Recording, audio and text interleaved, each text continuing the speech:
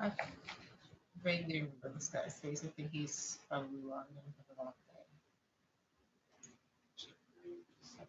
I'm guessing that's on my page.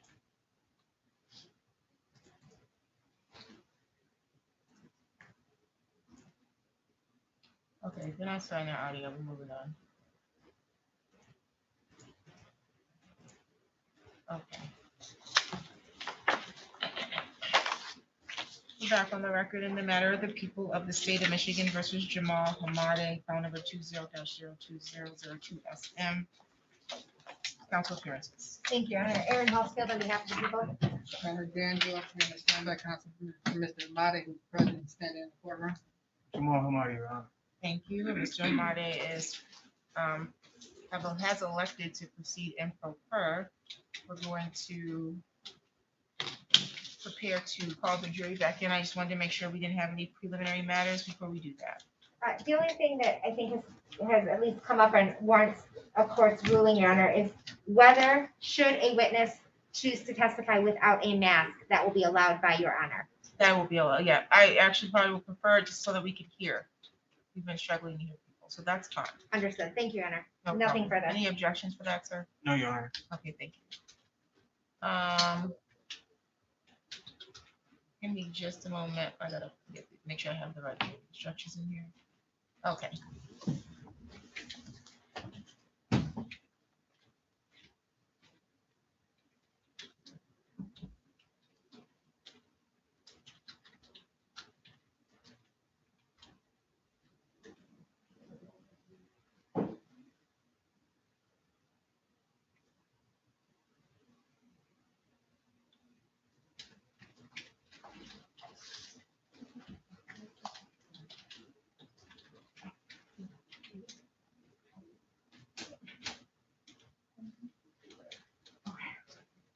Sure, thank you.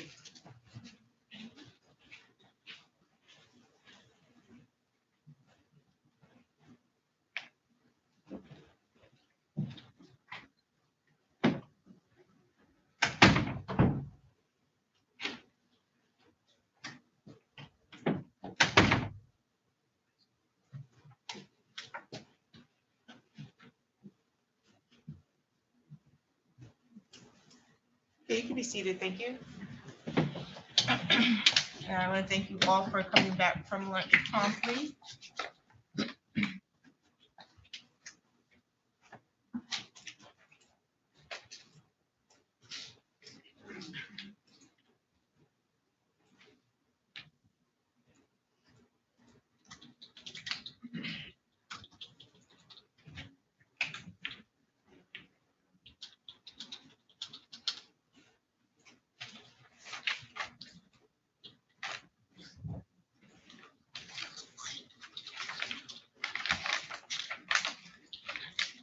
Okay, ladies and gentlemen of the jury, you have been chosen to decide a criminal charge made by the state of Michigan against one of your fellow citizens. I will now ask you to stand and swear to perform your duties to try the case justly and to reach a true verdict. If your religious beliefs do not permit you to take an oath, you may instead affirm to try the case justly and reach a true verdict. Can you please rise and raise your right hand? Do each of you do solemnly swear or affirm that in this action now before the court, you will justly decide the question submitted to you, that unless you are discharged from the court from further deliberation, you will render a true verdict, and that you will render your verdict only on the evidence introduced and in accordance with the instructions of this court? Thank you. You can be seated. I will have a written copy of the instructions I'm going to read to you, and you'll be provided those when you go for deliberation. You may refer to them during the trial. Since no one can predict the course of the trial, these instructions may change at the end of trial. At the close of the trial, I will provide you with a copy of my final instructions for you to use during your deliberations. A trial follows this procedure. First, the prosecutor makes an opening statement where, in this case, she gives her theories about the case. The defendant's lawyer, or in this case, the defendant who is representing himself, does not have to make an opening statement, but he may make an opening statement after the prosecutor makes hers, or he may wait until later. These statements are not evidence. They are only meant to help you understand how each side views the case. To prove the charges, the prosecutor must provide the following must prove the following beyond a reasonable doubt.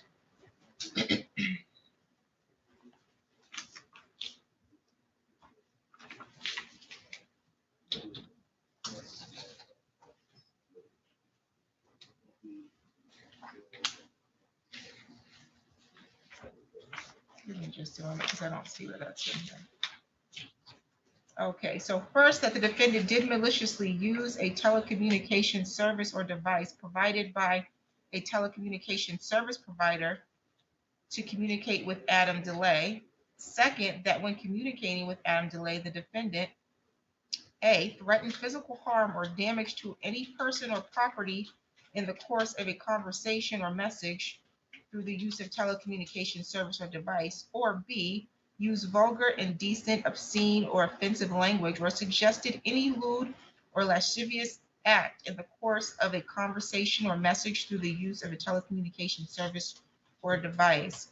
Third, that the defendant did so with the intent to terrorize, frighten, intimidate, threaten, harass, molest, or annoy Adam DeLay, or disturb the peace and quiet of Adam DeLay. Next, the prosecutor presents his or her evidence. The prosecutor may call witnesses to testify and may show you exhibits like documents or objects. The defendant or his lawyer has the right to cross-examine the prosecutor's witnesses. After the prosecutor has presented all of her evidence, the defendant may also offer evidence, but does not have to. By law, the defendant does not have to prove his innocence or produce any evidence. If the defense does call any witnesses, the prosecutor has the right to cross-examine them. The prosecutor may also call witnesses to contradict the testimony of the defense witnesses. After all the evidence has been presented, the prosecutor and the defendant or his lawyer will make their closing arguments. Like the opening statements, these are not evidence. They're only meant to help you understand the evidence and the way each side sees the case. You must base your verdict only on the evidence.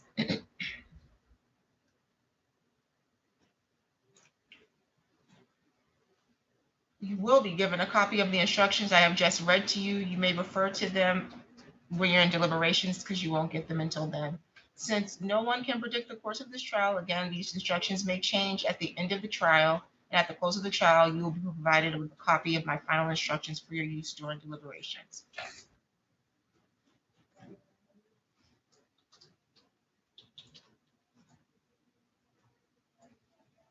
I will now explain some legal principles you will need to know in the procedure we will follow for this trial. Defendant is charged with 2 counts of telecommunications services malicious use. In order to prove this charge, the prosecutor must prove each of the following elements beyond a reasonable doubt. We just read that. There's the elements. Again, the elements are first, that the defendant did maliciously use a telecommunications service or device provided by a telecommunications service provider to communicate with Adam DeLay. Second, that the communicating with Adam DeLay, the defendant threatened physical harm or damage to any person or property in the course of a conversation or message through the use of a telecommunications service or device, or used vulgar, indecent, obscene, or offensive language, or suggested any lewd or lascivious act in the course of a conversation or message through the use of a telecommunications service or device. Third, the defendant did so with the intent to terrorize, frighten, intimidate, threaten, harass, molest, or annoy Adam DeLay, or disturb the peace and quiet of Adam DeLay. A telecommunications service is a system for transmitting information by any method, including electronic, electromagnetic, magnetic, optical, photo-optical, digital, or analog technologies. A telecommunications access device is any instrument, including a computer circuit, a smart card, a computer chip, a pager, a cellular phone, a personal communications device, a modem, or other component that can be used to receive or send information by any means through a telecommunications service. A telecommunications service provider is a person or organization providing a telecommunications service, such as a cellular, paging, or other wireless communications company, or a facility, cell site, mobile telephone switching office, or other equipment for a telecommunications service, including any fiber optic, cable television satellite, internet-based system, telephone, wireless, microwave, data transmission or radio distribution system, network or facility, whether the service is provided directly by the provider or indirectly through any distribution system, network, or facility.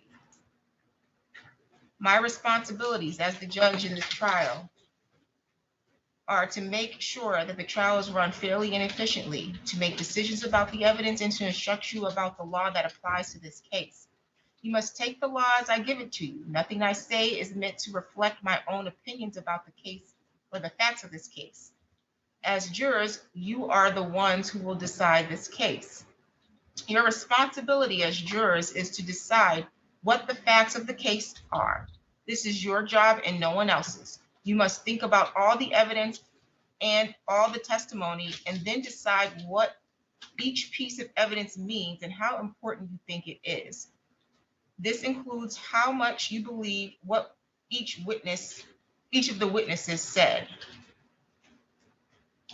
What you decide about any fact in this case is final.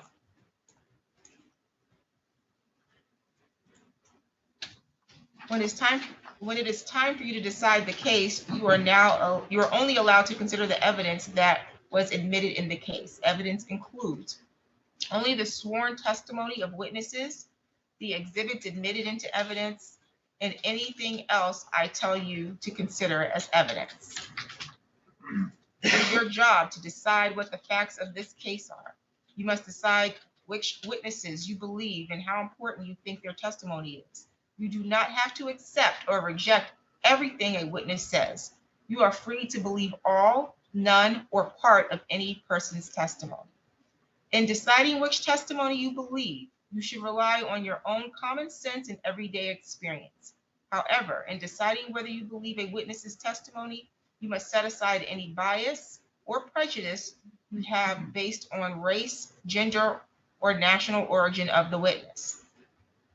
There is no fixed set of rules for judging whether you believe a witness, but it may help you to think about these questions. Was the witness able to see or hear clearly? How long was the witness watching or listening? Was anything else going on that might have distracted the witness? Does the witness seem to have a good memory? How does the witness look and act while testifying? Does the witness seem to be making an honest effort to tell the truth? Or does the witness seem to evade the questions or argue with the lawyers? Does the witness's age or maturity affect how you judge his or her testimony? Does the witness have any bias or prejudice or any personal interest in how this case is decided?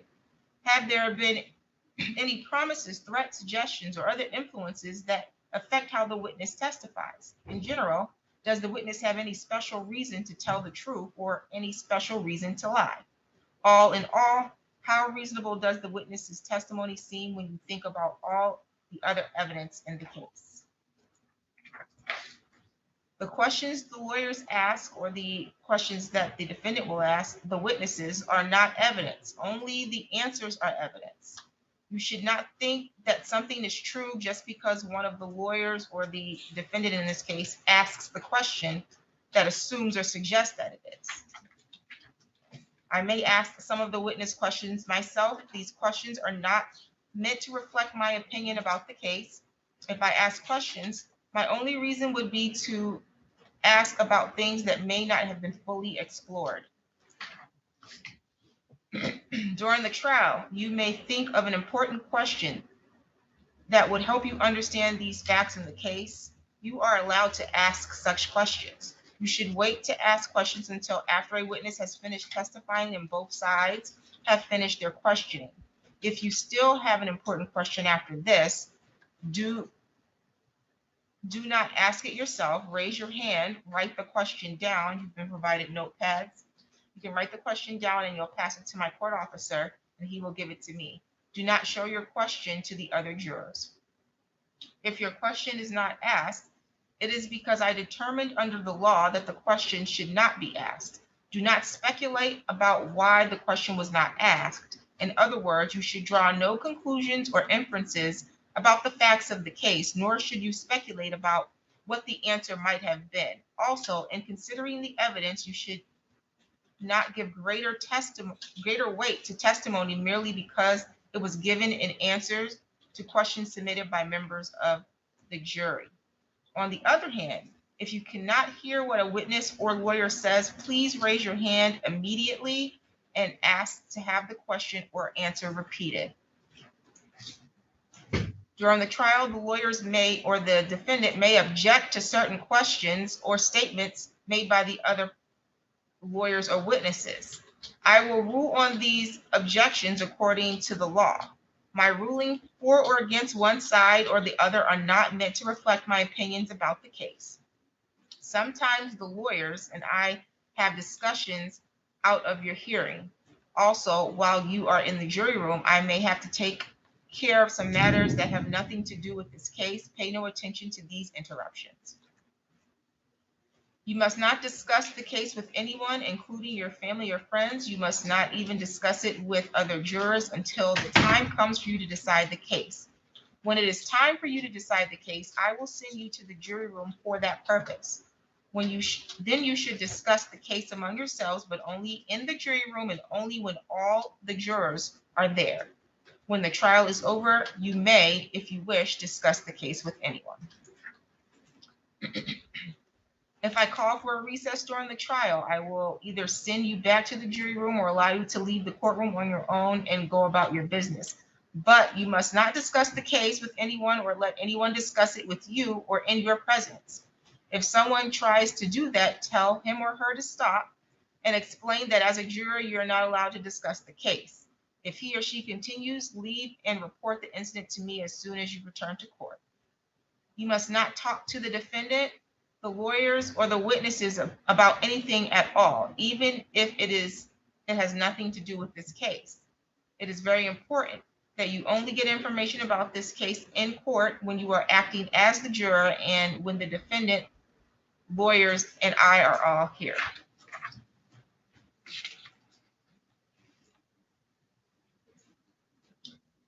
The restrictions I'm about to describe are meant to ensure that the parties get a fair trial. In our judicial system, it is crucial that the jurors are not influenced by anything or anyone outside the courtroom. Now that many jurors have easy access to information through handheld devices and other technology, jurors may be tempted to use these devices to learn more about some aspect of the case. But if a juror were to do this, it would harm the parties. The parties and their attorneys would have no way of knowing what a juror has gotten. Just a moment.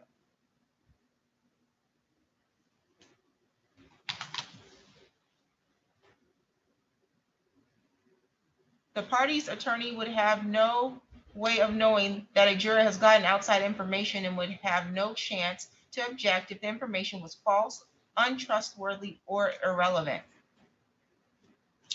Remember, no matter how careful and conscientious news reporters, family members, friends, and other people outside the courtroom may be, the information about the case from television, radio, or internet and social media will inevitably be incomplete and could be incorrect. Please bear these things in mind as I read the following instructions.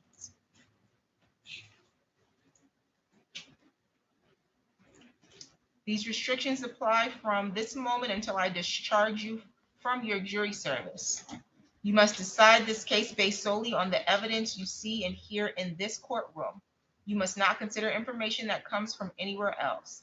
This means that during the trial, you must not read, watch, or listen to news reports about this case, whether in the newspaper, television, or radio, or on the internet. You also must not research any aspect of the case during the trial. This means research using a cellular phone, computer, or other electronic device to search the internet, as well as search with traditional sources like dictionaries, reference manuals, newspapers, or magazines. You must not investigate the case on your own or conduct any experiments concerning the case, including investigations or experiments using the internet, computers, cellular phones, or other electronic devices. You must not visit the scene of any event at issue in this trial. If it is necessary for you to view or visit the scene, court staff will take you there as a group under court supervision. You must not consider as evidence any personal knowledge you have of the scene. Before your deliberations, you must not discuss this case with anyone, even your fellow jurors. After you begin deliberations, you should discuss the case with your fellow jurors, but you still must not discuss the case with anyone else until I discharge you from jury service. Until I have discharged you from jury service, you must not share any information about the case by any means, including cellular phones or social media. If you discover that a juror has violated my instructions, please report it to my court officer.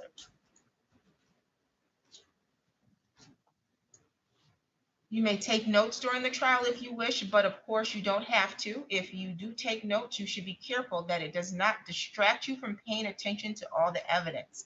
When you go to the jury room to decide the verdict, you may use your notes to help you remember what happened in the courtroom. If you take notes, do not let anyone except the other jurors see them during deliberations. You must turn them over to the court officer during any recesses. Your notes will not be examined by anyone, and when your jury service concludes, your notes will be collected and destroyed. In this case, the defendant, Jamal Hamade, is representing himself.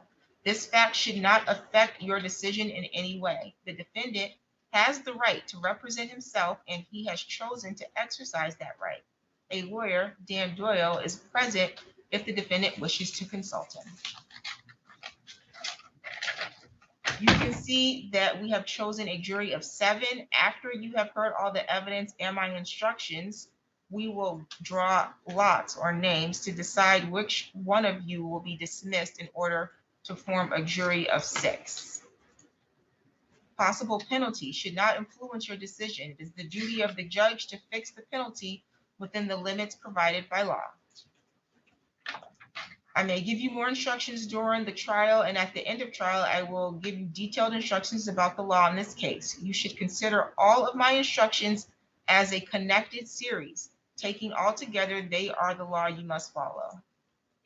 After all of the evidence has been presented and the lawyers have given their arguments, or the defendant has given his argument, I will give you detailed instructions about the rules of law that apply to this case. Then you will go to the jury room to decide your verdict. A verdict must be unanimous. That means that every juror must agree on it, and it must reflect the individual decision of each juror. It is important for you to keep an open mind and not take or make a decision about anything in the case until you go to the jury room to decide the case. You must not let bias, prejudice, or public opinion influence your decision. Each of us may have biases or perceptions about other people based on stereotypes. We may be aware of some of our biases, though we do not express them. We may not be fully aware of some of our other biases. Take the time you need to test what might be automatic or instinctive judgments and to reflect carefully about the evidence. I caution you again to avoid reaching conclusions that may have been unintentionally influenced by stereotypes. You must reach your own conclusions about this case individually, but you should do so only after listening to and considering the opinions of the other jurors, who may have different backgrounds and perspectives from yours.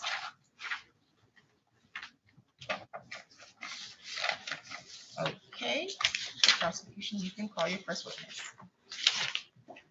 May I make an opening statement, Your Honor? You may, oh, I'm sorry. You may Thank make you. your own. Yes. Thank you. Ladies and gentlemen, Good afternoon. As the judge said, the way that this trial will proceed is that I will make an opening statement. I will then call witnesses. I may introduce an exhibit. The defendant will have the opportunity to ask questions of the various witnesses that are called. The defendant may or may not choose to testify.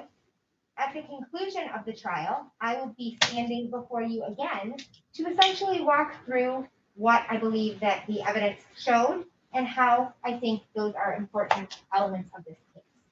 Now, I understand that this is a lot of information that is being thrown at you right away. I also understand that this case involves some very long definitions. I hope to be able to walk you through and have a better understanding so that as you sit here this afternoon, you're able to focus in on what it is that your job requires as the jury. So to simplify things for you, what we have is the defendant has been charged with 2 counts of telecommunication services malicious use. And that is a very fancy way of saying maliciously using a telephone. Now, the reason that there are 2 counts of the same offense is because the people are alleging that these offenses occurred on 2 separate dates. So you will hear testimony as it relates to one date, which is July 18th of 2019. You will hear testimony of the second date, which is August 16th of 2019. Beyond those 2 differences, the charge remains the same, the elements remain the same, and the person, Adam DeLay, remains the same. What that means for you as jurors is that when it comes time to deliberate, you may treat these as 2 separate cases, as if we had totally different charges. What that means is that you may decide as a group that I have met my burden as it relates to one date, but not the other, and that's okay. I firmly believe that the evidence will support both, but it is not an all or nothing. You will be instructed that these are 2 separate charges, and the jury verdict form that you receive will allow you to make decisions as it relates to both. So now what is it that you're going to be considering? You heard the judge describe the elements. And the way that I like to think about the elements in any criminal case is like a checklist. So we know that I carry the burden in this case. We know that this is my case to prove beyond a reasonable doubt. And the way that I do that is I start with that checklist and I work my way through. So what I'm going to ask you to keep in mind as we sort of sift through all of this is first that the defendant did maliciously use a telecommunications service or device provided by a telecommunications service provider. Take all of that out, put in phone. He used a phone. Those definitions that the judge provided you with all boil down to a phone was used. And he used it to communicate with Adam DeLay, one of the witnesses you're going to hear from today. The second element is that when communicating with Adam DeLay, he did one of 2 things. And again, this is going to be an and or. So the people are alleging that he either threatened physical harm or damage to any person or property in the course of a conversation or message through the use of a telecommunications service or device, phone, or that he used vulgar, indecent, obscene, or offensive language, or suggested any lewd or lascivious act in the course of a conversation or message through the use of a telecommunications service or device, phone. Third, that when he did that with the intent to terrorize, frighten, intimidate, threaten, harass, molest, or annoy Adam DeLay, or to disturb the peace and quiet of Adam DeLay. So this checklist gives you a lot of and-ors, and-ors. And that's important for you as a jury, because to truly understand my burden means that you need to understand the elements, and that you need to understand that it's not all of it, right? I don't have to prove all of these things. I have to prove some of them in combination to the satisfaction of the jury. So when you go back to that jury room, some of you right off the bat may say, absolutely threatened physical harm. Absolutely, I heard it. I'm going with that. Some of you may say, no, but there was a lot of obscene or offensive language. I'm going with that one. That's okay. You do not all have to pick the same one. So I have to prove that he either or. So as a jury, you only have to come together to determine that together, all 6 of you that will go back, make a determination about one of them. And that's important.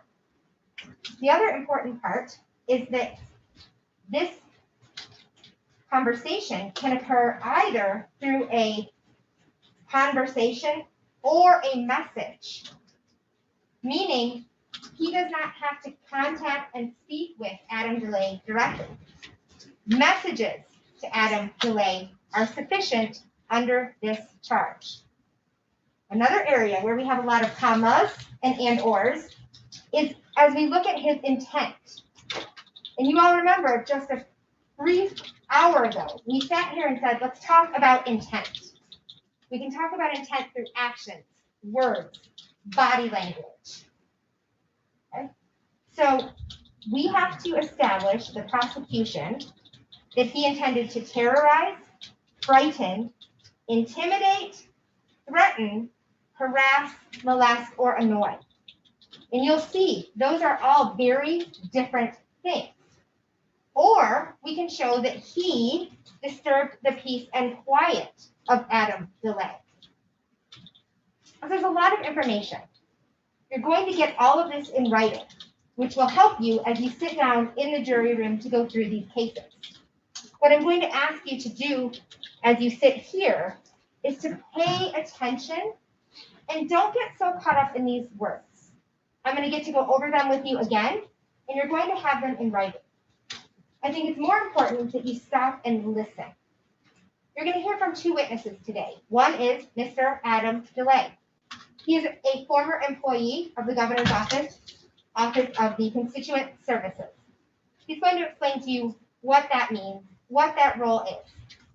He's going to tell you that in the summer of 2019, in July and August, he received a series of voicemails that, based on the severity of the voicemails, the frequency of the voicemails, the content of the voicemails, a decision was made to report those to an outside service. You're going to hear those voicemails. We have the benefit in this case of being able to actually hear the words of Mr. Hamade. So it's not a he said, she said. You all are going to be able to make the decision about that intent because you're going to hear it yourselves. Now, the agency that was brought in to investigate when it was determined that this was going to be taken outside of the governor's office was the Michigan State Police. So you are going to hear from Sergeant William Lutz of the Michigan State Police. Back in 2019, he was a detective assigned to federal and state crimes involving certain types of buildings, locations, or offenses. He's going to tell you that he met with Mr. DeLay. He received those voicemails and then walk you through his investigation based on the name that was left in the voicemail, the phone number that was used, and how he tracked that to Mr. Hamade, who is seated in the courtroom today. So I ask that you pay attention, listen to those voicemails, and decide based on what you have to determine at the end. Do we have threatened behavior? Do we have obscene conduct? Do we have specific intent as established here?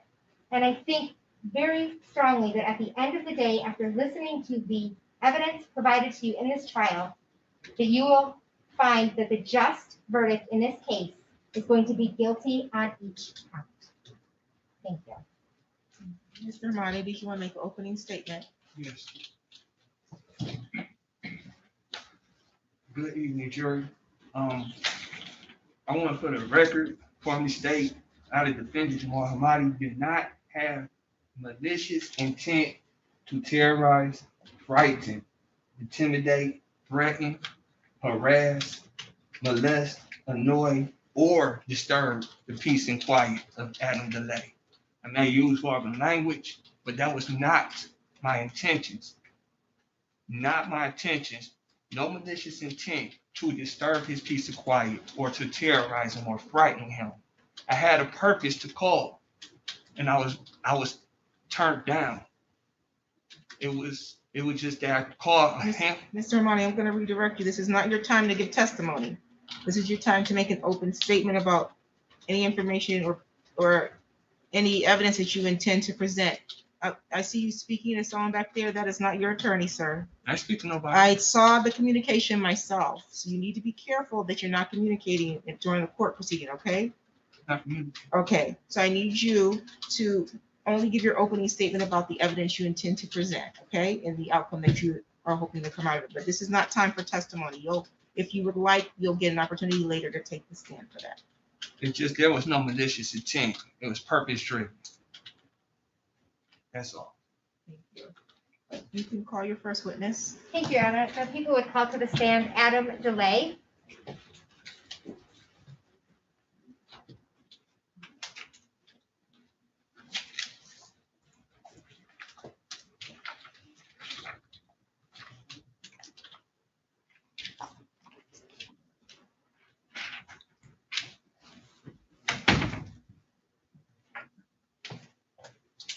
Do you solemnly swear or affirm the testimony you're going to give is the truth and the whole truth under penalty of perjury? I do. And you can have a seat there. Okay, so there's a microphone in front of you. I have a court reporter sitting next to me. She has to take down everything that's being stated here today. So all of your responses need to be loud enough so we can hear. And then they need to be verbal head nods and shakes, cannot be written down. So we need to hear a yes or a no. And try to avoid mm-hms, no-hums, because those can get confusing in the record. Can you please state your first and last name and spell it for the record? Adam DeLay, ADAMDELAY. If you can proceed, counsel. Thank you, Your Honor. Good afternoon, sir. And could you state for the record, what is your current occupation? Currently, I work as a legislative analyst with the Department of Health and Human Services. And was that your occupation on July 18th of 2019 and August 16th of 2019? No. And were you employed over the course of those dates? Yes. Where were you employed? I was employed in the governor of Michigan's office. And what specifically was your role within the governor's office? Yeah, my title was Deputy Director for Constituent Services. And what is constituent services, sir? Sure, Constituent Services is a branch of public service and elected officials' offices that deal with the general public. So it may involve, for example, answering phone calls for individuals that may be having trouble with a branch of state government, for example, somebody who may be having issues with their Medicaid, food assistance, etc., as well as taking down calls or opinions that constituents may have about a bill or some sort of issue, maintaining email and letters, correspondence, etc. And where is this office located? It's located in the Romney Building, which I believe is 111 South Washington, or Capitol Avenue.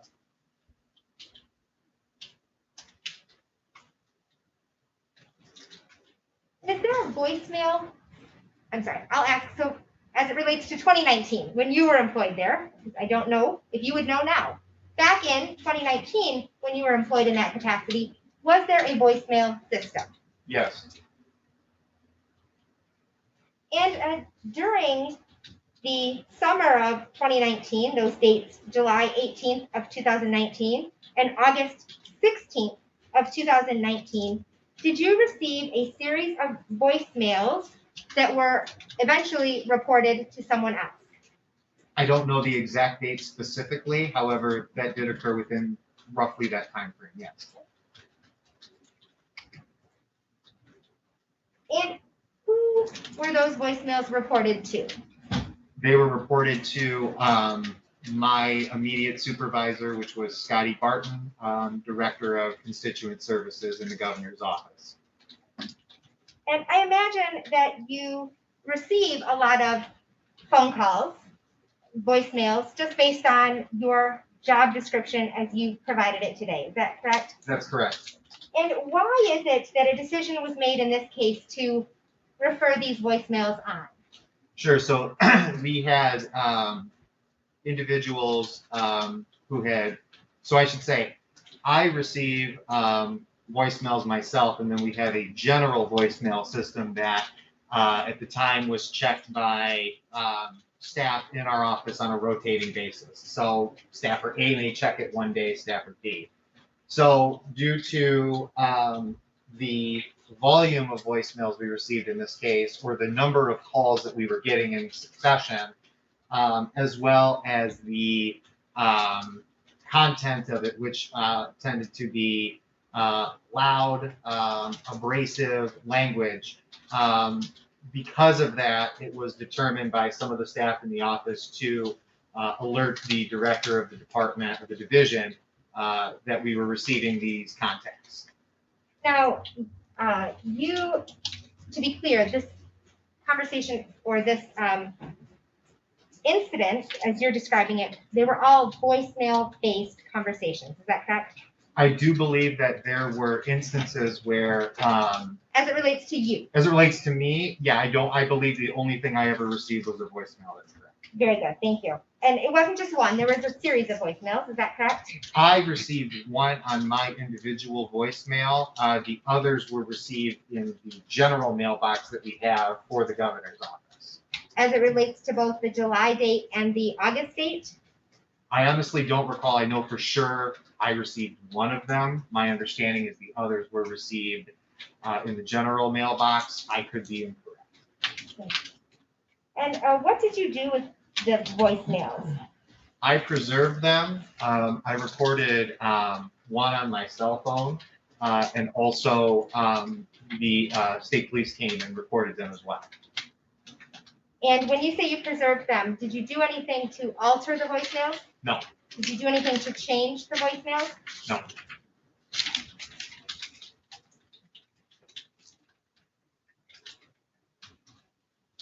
Did you speak with anyone specifically in law enforcement? Yes, And who is that? Detective Loops.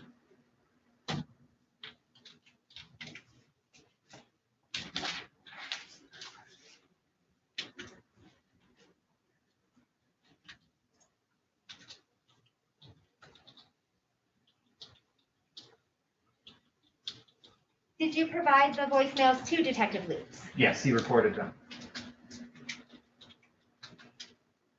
And the voicemails that were recorded are again in the preserved state as they were received. Correct.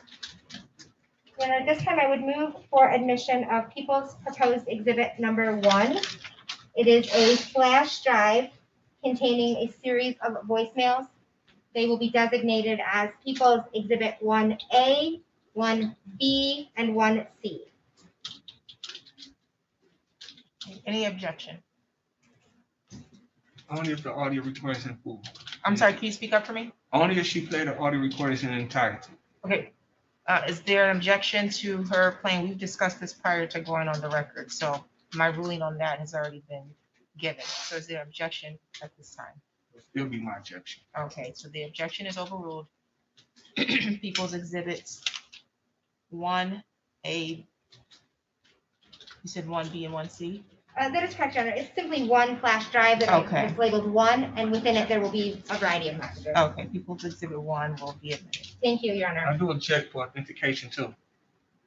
Okay, your objection is noted, Thank you, Your Honor. but overruled.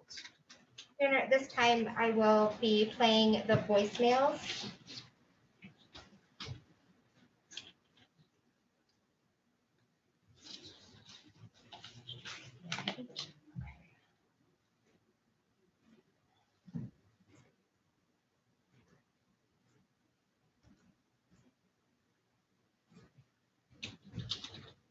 Your Honor, I'm going to take a guess at the appropriate volume. If it appears far too loud or far too quiet, I will stop and readjust the volume. No problem. Thank you.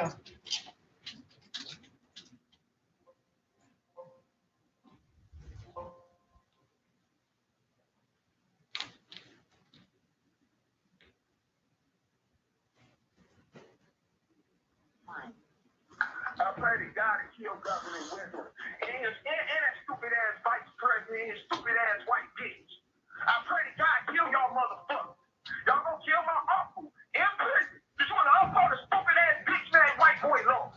You white people are the worst race ever. I hate y'all bitches. Y'all stupid motherfucking white people. I hate y'all. I hate white people.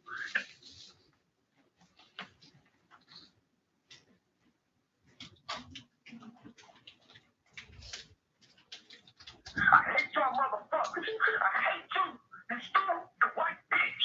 Fuck Governor Woodson. That stupid ass ugly bitch. Let my fucking uncle out of prison. Received July 18th at 11:22 a.m. To repeat, press 4 for deleted. Message 2. Bitch, you stupid ass bitch. You stupid ass hoe. You stupid ass covering. You stupid ass government. Y'all bitches kill Jesus.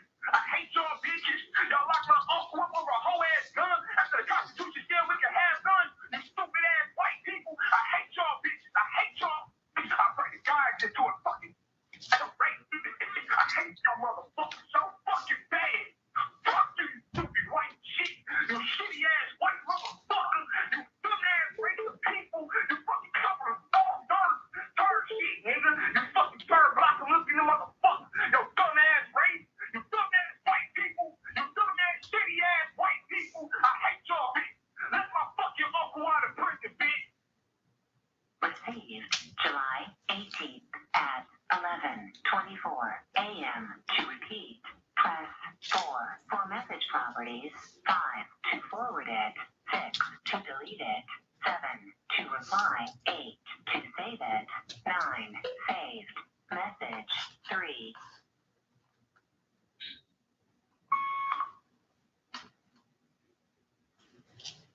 For purposes of the record, and that is People's Exhibit 1A.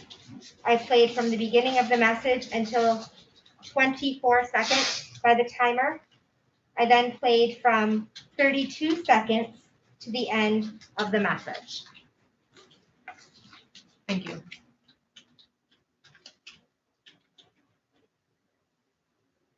Whatever your name is, that is delay or whatever. My name is Jamal Hamade. I'm calling in regards to my uncle. I'm already on that nigga in prison right now for a fucking gun charge. A fucking gun charge. And he get over a decade. He ain't shot nobody with it. Y'all motherfuckers ain't got no ballistics on that nigga. Then you got bodies on that motherfucker. You ain't got no bodies on that nigga. You ain't got no victims complaining on that nigga. It's just a bunch of bitch ass white people whining like some bitch ass white people. And this nigga going over a fucking half decade. And this nigga about to die in prison. And you want to hold your bitch ass white ass bro to keep my motherfucking uncle in prison? You hoe ass white people. You hoe ass white people. Y'all the fucking stupidest, lamest bitch ass race of all time. Y'all are worst motherfuckers ever. The Bible says Jesus is a damn nigga. And you put up a whole ass white boy as Jesus looking like a fucking pedophile.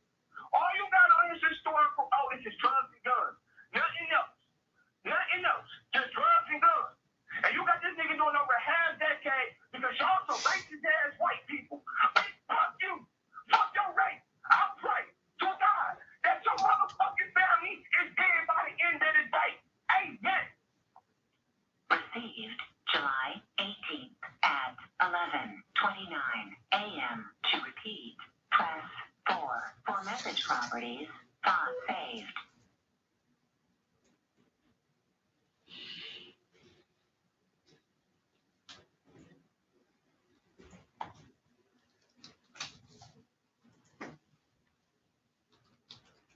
Order my uncle and let that nigga out the joint right now, bitch. Back the fuck out. Let that nigga out the joint. You know what I'm saying? Get that nigga the party. Let him out. He's doing 20 years for a punk ass gun. He ain't getting no unlawful discharge. He ain't aiming at nobody. Y'all unlawfully, without a warrant, kicked down his damn door, nigga. Found the gun in the fucking attic. And he just get it on him. Cause y'all fucking evil ass white people. Cause y'all white people evil. No, this is not proof that y'all white people evil. This is proof. Y'all little bitch ass white Jesus. That nigga look like a pussy, Lord. Who the fuck gonna be a savior? And that nigga look like a straight hoe. Poor ass white Jesus. That nigga look like a straight up bitch, dog. And then you even read the Bible in Revelations and said that nigga had a skin color of grass. Grass. What's the color of grass? It's way darker than that soft ass white boy, Lord. That soft ass white boy. That's what your niggas is. Stupid ass white people. Fuck you. Received August 16th at 12:37 p.m. To repeat, press 4 for message property. For purposes of the record, Your Honor, that was People's Exhibit 1B that played from the beginning of the timer through 2 minutes and 0 seconds. It then played from 4 minutes and 57 seconds through the end, which is 6 minutes and 12 seconds, Your Honor. Thank you.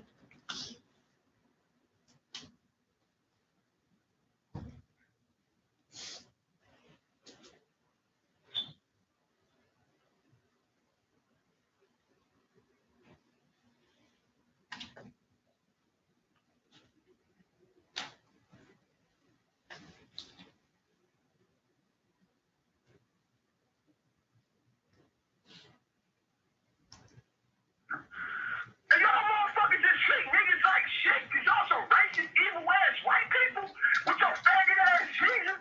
That faggot ass white Jesus, that nigga look like a straight bitch.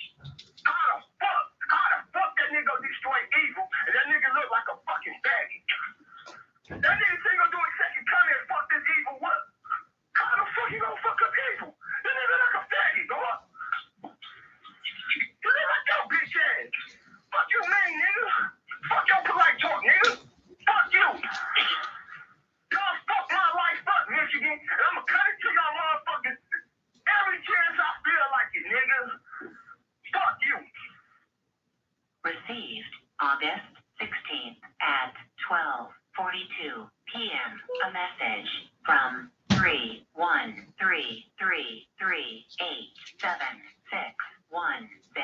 Received August 16th at 12:42 p.m. Invalid selection. Try again.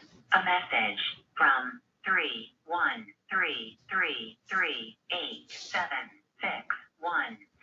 Received August 16th at 12:42 p.m. To repeat, saved. Message 4. Fuck you ain't picking up the phone, nigga. Know what I'm saying? What the fuck you mean? Pick up your motherfucking phone, dog. You the fuck you doing? A government employee, dog. Your job is to serve us niggas, dog. Know what I'm saying? Pick up your motherfucking phone, dog, bitch.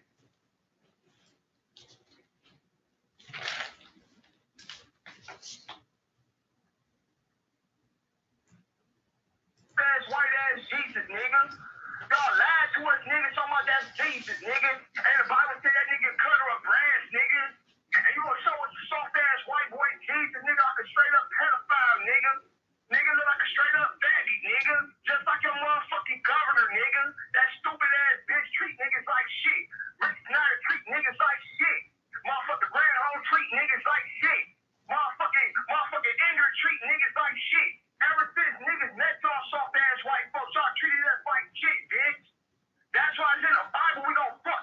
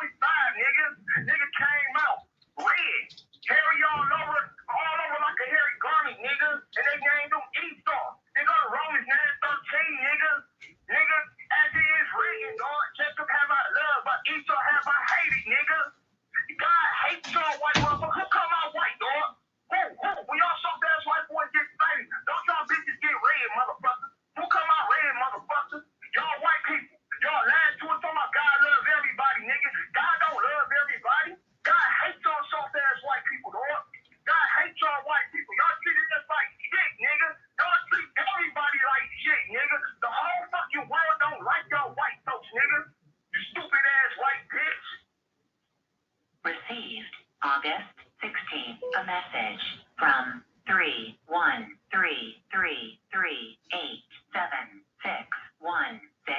received August 16th at 1:05 p.m. To repeat, press saved. End of saved messages. You have no new messages. To send a message, press. And that last voice message, Your Honor, was People's Exhibit 1C. I began playing it by the timer at 1 minute and 43 seconds. Through 3 minutes and 18 seconds, it was resumed, Your Honor, at 3 minutes and 28 seconds, through the end, which is 5 minutes and 31 seconds. Thank you. Thank you. Mr. DeLay, part of your job then, in your role as Deputy Director and the entirety of the constituent services, would be to process a constituent's concerns or complaints. Is that correct? That's correct. And very often, I would imagine, you receive a communication in the form of written communication, Correct. phone communication. Correct. Do you allow for walk-in communications? Yes. And in those cases, someone would have the opportunity to sit down with you or one of the other staff members. Is that fair? It would occur in the lobby. And what would happen is if an individual came in off the street as a walk-in, what would happen is that they would report to the security desk. The security desk would then call us, and we would come out to them in the lobby in the presence of a security guard.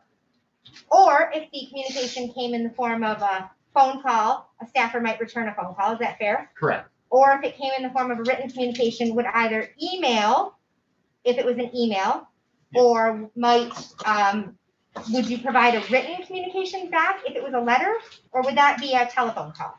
Generally, we would respond in the manner in which we were contacted, depending on the nature of the communication. If it was something that was urgent or a problem that was written to us and there was a phone number, we may, for whatever reason, decide to call if we had additional questions or it involved more heavy legwork. Certainly. And this is, by its very nature, a back and forth. Is that correct? Correct. Okay. But it is when that concern or complaint is able to be processed and addressed by someone within your office. Is that correct? I'm sorry, could you repeat? Sure. What I mean to say is follow-up would be provided if the concern or complaint that came in is something that could be addressed by your office. Is that correct? Generally, we will respond to any communication that would come into the governor's office. If it was not within our purview, we would send them a referral to wherever they needed to go. But the voicemails, as we've heard them, was there something in all of this that could be responded to? Yes, in this case, the constituent was contacting us because they were upset regarding what they believed to be unlawful imprisonment of their uncle. And so in a case like that, how we would normally respond is we would refer the constituent and educate them on the pardon and commutation process and let them know how an individual could apply for a pardon or commutation. Did that happen in this case? It did not. Why? Because of the nature of the constituents' calls as well as their voicemails and the inability for us to respond or have a conversation with the individual, we were unable to share the information that we normally would share in response. Thank you. I have nothing further for this witness at this time, Your Honor. Thank you, Mr. Hamade. You may cross-examine the witness. I have about 10 questions. You stand back there, Chair. Have we talked before? We have not. Have we ever met personally? No. So only the voicemails is what you know about me. That is correct. Well, beyond you do, yes. Do you know the context of the voicemail? In the sense that if you're referring to contacting us regarding your uncle's case. That was my understanding of the context. Do you know what I was thinking? I do not. Do you know any actions by me to carry out if it was any threats? I know of no efforts to follow through on any threats whatsoever. No efforts by me to do. Correct. No efforts whatsoever.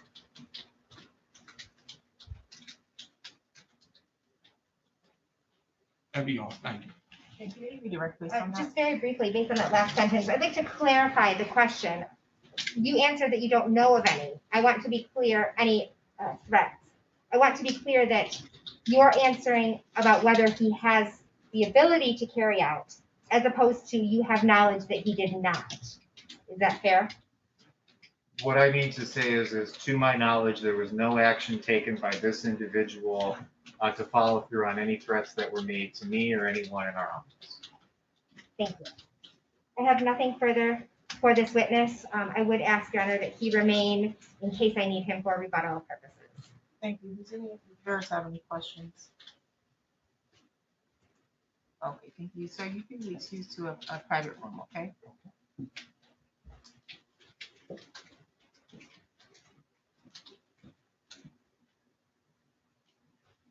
Can you call your next witness? Thank you, Your Honor. The people would call to the stand Detective Sergeant William Lubes.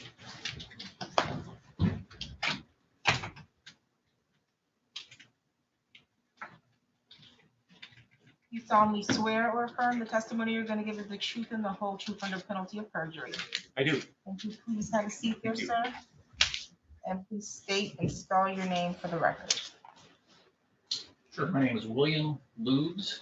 My last name is spelled Luebes.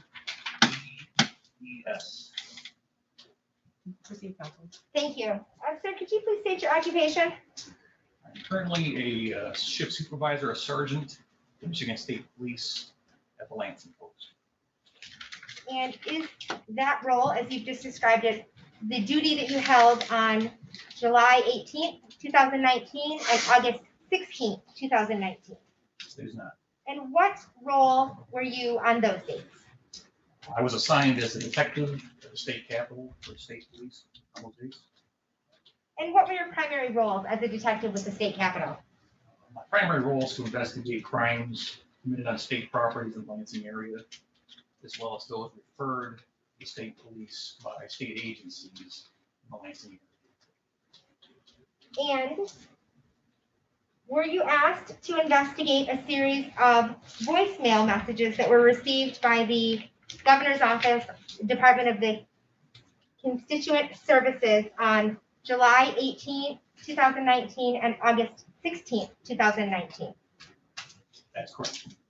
And did you meet with anyone as a result of your investigation? I met with several staff members at Constituent Services, including the prior witness, Adam DeLay, and the director of Constituent Services, Scotty Barton. And what is the location of the Office of the Constituent Services? Constituent Services is located at the Romney Building at 111 South Capitol, right here in Lansing, across the street from the courthouse. Are you familiar with the Lansing city limits? I am. And is that location, 111 South Capitol, within the city of Lansing, county of Ingham, state of Michigan? That's correct. And when you met with Mr. DeLay, what were you provided? Mr. DeLay played voicemail messages from his voicemail system on his desk phone for me. More than one message? That's correct. And do you recall the dates of those messages? The first two messages he provided to me were dated July 18, 2019. And the second set of messages he was not able to find in his voicemail system. He later emailed me those messages. The second two messages were dated August 16, 2019. And did those messages, in addition to a date, include a time stamp? That's correct. Okay. And what, if anything, was noteworthy to you about the times of those messages? The series of messages were received within minutes of each other on those particular dates. Do you recall the times, sir? The first set of messages on July 18th were received just before noon, and I can give you the exact time that it was 11:22 and 24:27, somewhere in that range. Was there a third message from the 18th of July? That's correct. Do you recall the time on that? I can refer to my report to give you the exact time if you don't mind. Sure. Would it help to refresh your recollection? Do you have it there, sir? I do. Okay. If you want to pull that out, and I'll just make sure that you and I are looking at the same report. Would that be the Michigan Department of State Police incident number 16-199-19? That's correct. For the record, Your Honor, the witness will be refreshing his recollection from the report as I've just described it. Thank you. So on July 18, 2019, a series of 3 voicemail messages. They were received at 11:22 a.m., 11:24 a.m., and 11:29 a.m. And were the times also included, sir, for the messages on the 16th of August? That's correct. Okay. Would you need to refresh your recollection as to those? Please. Is it the same report? That's correct. Please do, sir. On August 16, 2019, the messages were received at 12:37 p.m., 12:42 p.m., and 1:05 p.m. Thank you. Now, did you receive those messages? You indicated some right at the time and then some at a later time from Mr. DeLay. Is that correct? That's correct. Okay. And have you also preserved those messages? Yes, ma'am. Okay. You heard the messages today. Is that a yes? That's correct. Okay. So the messages that I have played today, which are referred to as People's 1A, 1B, and 1C, are those the messages that you came into possession of as a result of your investigation? That is correct. Okay. And what, if any, identifying information came with those messages? The messages came with a date and timestamp on the audio, as well as the last 2 messages arrived with a phone number. And did you do anything with that phone number? That's correct. What did you do? I researched the subscriber information, the name associated with that number. Does law enforcement in the state of Michigan have a database where they can access information such as that? So the Michigan State Police and most other law enforcement agencies maintain a report writing system where these things can be searched. Okay. And so did you take the phone number that was listed? And to be clear, was it the same phone number that occurred in both messages that had a phone number attached? That's correct. Okay. And did you take that phone number and put it into your law enforcement database? That's correct. And what, if anything, did you learn? I learned that the number was associated with Jamal Hamade, the defendant in this case. Did you receive any information about what type of device is affiliated with the phone number linked?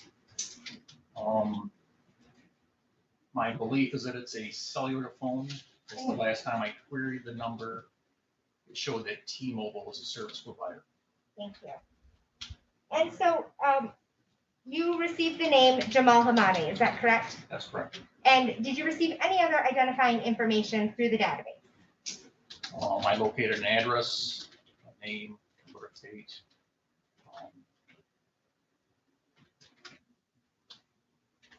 I guess I'm not sure what database you're particularly referring to. Is it- So the initial database, what you've just listed out, is that what came from the initial database? Correct. Okay. And then with that information, did you continue your investigation to determine more about the named person, Jamal Hamade? Yes, ma'am. And what did your investigation, what did you do? I conducted public record searches on the phone number through a database called TLO, and this strongly associated the number with Mr. Hamade. And when you say strongly associated, does it give you a number? Correct. It will provide a range and a percentage. So for instance, it might say the number and then 99%. So in this case, did that number come back 99%? It was a high 98, 99%. I don't recall the exact number, but it was one of those two. Okay.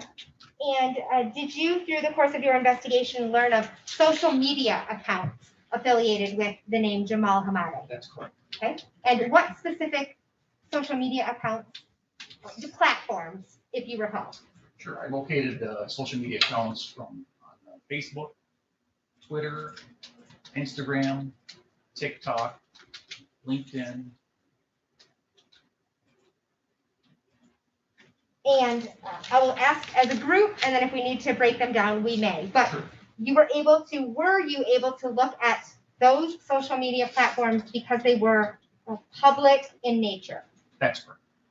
And that would apply to all of those you just listed? Yes, ma'am. Okay. And did any of them have photos, a profile photograph associated with the account? They did. All of them?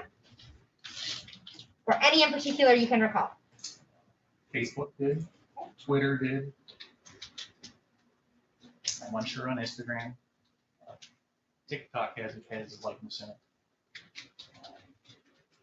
A lot of videos associated with those accounts. Okay. And so let's talk about Facebook for a moment. Is there a profile picture on the Facebook account that you determined to be linked with Jamal Hamade? Yes, ma'am. And based on the photograph that's in the profile picture, do you see that person here in the courtroom today? Yes, ma'am. Could you please indicate for the jury the gentleman known as Jamal Hamade what he is wearing today? Okay. Mr. Hamade today is wearing a gray T-shirt over the top of a blue long sleeve shirt. He's wearing the paper blue mask, has a large beard. Thank you, sir. Your Honor, may the record reflect that the witness has identified the defendant, Jamal Hamade. Any objection as to identification? No. Okay, identification is noted without objection. Thank you, Your Honor. Did you review the messages for content, sir? I did. And did you note that there was a particular person, a prisoner, associated with, through the threads of those voicemails? Correct. The prisoner referred to in the voicemails is a gentleman named Lothario Triplet. And did you do anything with that information? I confirmed that there was a Lothario Triplet that was lodged with the Department of Corrections in prison. And through your investigation as it unfolded, did you determine that Lothario Triplet is associated with Mr. Hamade? I was not independently able to link him to Mr. Hamade besides the content of the voicemails. Did you link him to someone else affiliated with Mr. Hamade? In a roundabout way, yes. Okay. And who would that person be? Clarice, I think it's Barrows or Burrows, the defendant's mother. Thank you.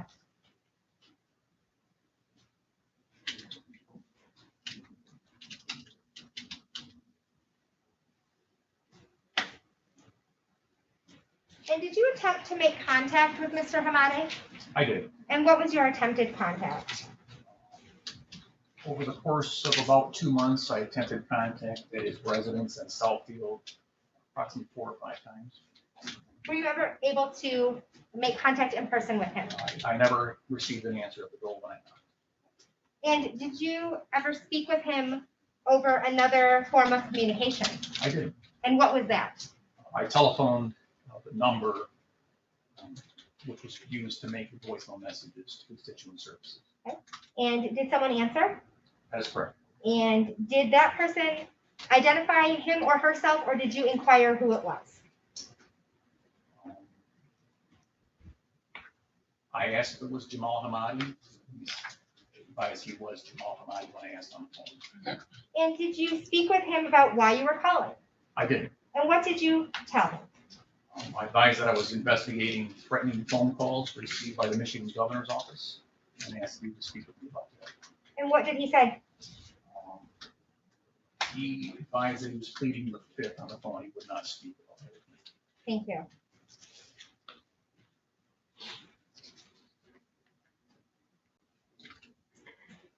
And I have nothing further at this time for this witness. Thank you. Thank you. Mr. Hamade, you can cross-examine.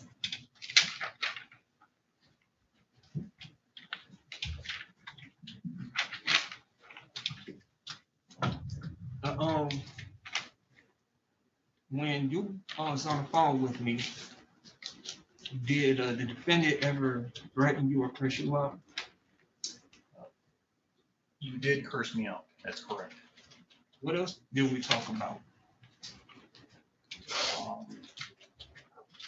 15-minute conversation. It was mostly a rant with you yelling and cursing. Any specific? You did bring up some topics that I'm unsure I'm able to speak about this time, Why not? because it may result in a mistrial, I think. So I'm innocent. Your objection, Your Honor, I would ask that that be stricken from the record and that the court provide a instruction for the jury as to what the witness means and the outburst of the defendant. Okay. That was a But question. Mr. Hamade, you're to be questioning or cross-examining this witness. You're not to be making arguments or telling the jury that whether or not you believe yourself to be guilty or not, okay? No, I was asking you. I'm talking, so you're gonna wait for me to respond, okay? So the witness said he was not sure if he can respond to the question because he believed it's restricted because of the court rules. Okay, so you can follow up with that question or you can move on, but you do not need to now decide that you are going to be the crier of fact. That's the jury's job, okay? Did you ever receive a voicemail of me apologizing? I did receive an apology voicemail from you, that's correct. Okay, that's my question. Okay, it's for the record, the objection was sustained. I don't know if I stated that. And we will give a curative instruction before our deliberation. Your Honor, thank you. I have no further questions for this witness. Okay, you may be excused, thank you. To return with me.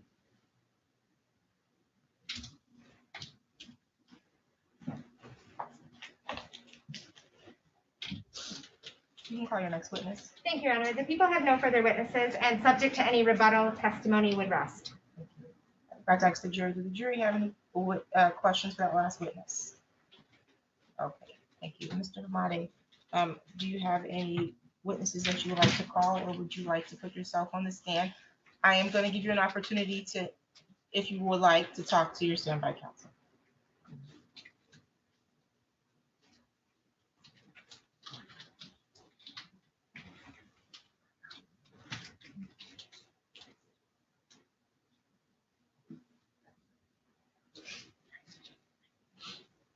Can I make a motion for direct verdict? Okay, you would like to make a motion? Is that what you're stating? Yes. Okay. I'm going to exclude the jury so that we can address the issues.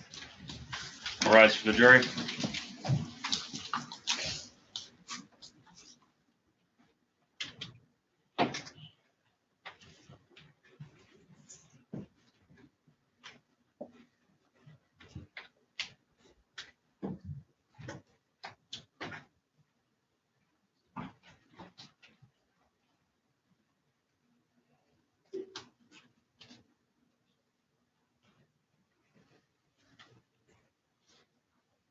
Please be seated.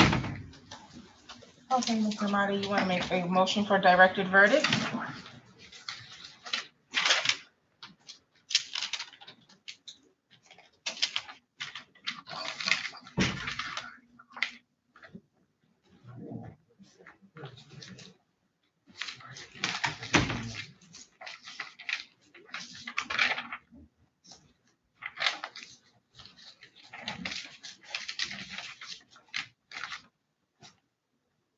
Yes, People versus Rutherford, in Illinois, respondent speech alone was not enough to establish criminal conduct. Okay, is that all that you want to state to the court at this time? Under MCL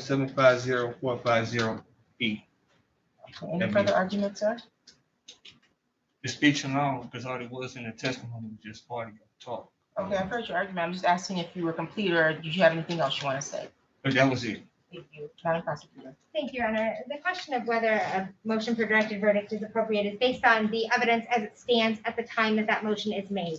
In this case, certainly the court can make a finding and should make a finding that there is sufficient evidence to sustain a conviction and allow this case to go forward to the jury. The elements, I believe, have been covered ad nauseum, and I won't go through them again with the court, but I know that the court, looking at the elements, is able to ascertain based on the testimony of the two witnesses that have testified, as well as the exhibits 1A, 1B, and 1C, that this is an appropriate case to proceed to the jury to make a finding as to whether or not the intent, which I believe is what Mr. Hamade is arguing, is that for the conviction. So at this time, Your Honor, I would ask that the court deny the motion for a directed verdict and allow this case to proceed to the jury. Thank you, Mr. Hamade. Any further argument? No, Your Honor. No, Your Honor. Thank you.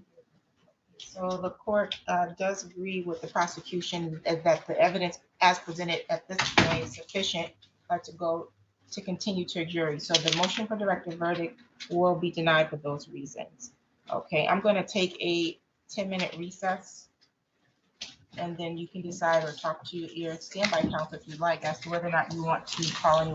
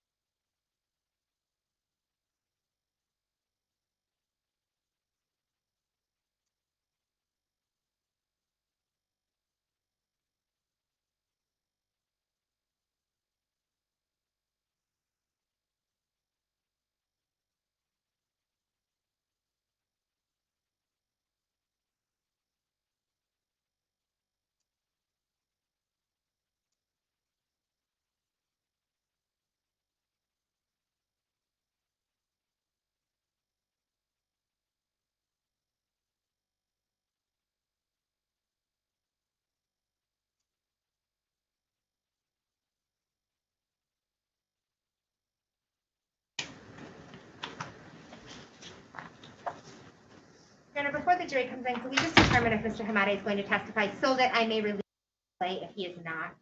Okay, can you let Nick know, wait a minute? Sorry. No problem. Okay, Mr. Hamade, did you decide whether or not you were gonna call any witnesses, including yourself, to testify? Yes, me. You're gonna take the stand? Okay, Thank you, Your Honor. no problem, okay. All rise for the jury.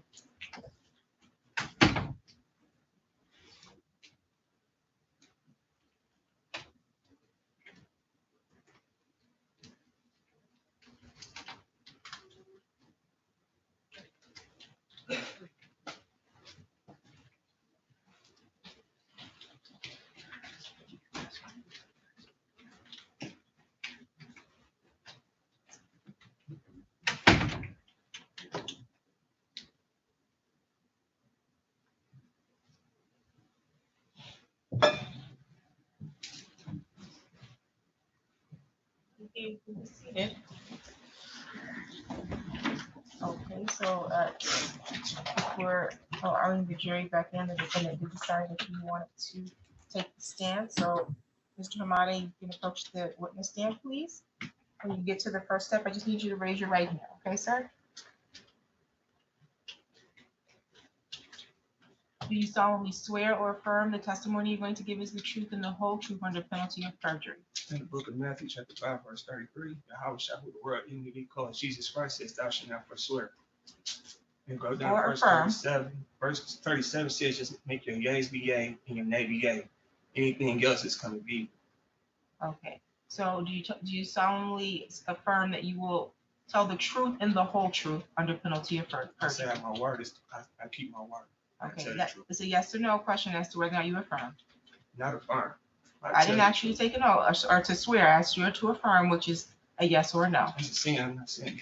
I'm sorry? That's a sin, I'm not sinning. Okay, will you tell the truth, Yes, the whole truth, the whole truth. under penalty of perjury? Yes. Thank you, you can have a seat, sir. Now, Mr. Hamade, you already are aware that you have the right to remain silent. Anything you say can and will be used against you. You are the defendant in this matter. You don't have any burden to prove here. The burden is completely on that of the prosecution. You've elected to waive that right and take the stand, correct? Correct. Okay, you may share with the jury the relevant information you would like them to have. Words alone should not establish, words does not establish malicious intent. I called the reasons. And first it was polite reasons. The prosecutor not gonna bring that. Plus the prosecutor, she admitted that she trimmed it out. There was reasons that my uncle, you heard that part, that he was in prison for a gun charge. He had 8.5 years. And the other reasons was I was falsely in prison by Michigan 2 times. When I was at Maxie Boys Training School, I completed the program. And it's when I completed the program, the staff started putting me in solitary confinement for unwarranted reasons.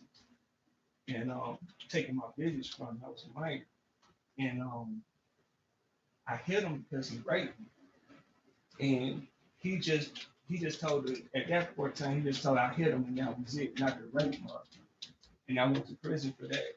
And I asked the officer, the state, the FBI people to investigate the rape, the false imprisonments. And I actually called because I had childhood lawsuit money in my right hand. The dog bite, I went over 60 grand. And while I was in prison, Jamie Diamond, the CEO of Chase Bank, and Chase Bank mismanaged and or stole my money. When I got out of prison, my money was gone. At first, I was on the state talking like, can y'all please investigate? And they gave me red tape. It was just red tape. And Ecclesiastes 7:7 says, surely oppression make a wise man mad. And my people being oppressed in America. I said harsh words. I mean, you heard the racism. I really just wanted justice. I didn't want to fight and terrorize anybody. That was not. I have no malicious intent. I just want justice. I rest my case. Okay, sir. You finished with your testimony, correct? Oh yes. Thank you. Cross-examination. Thank you.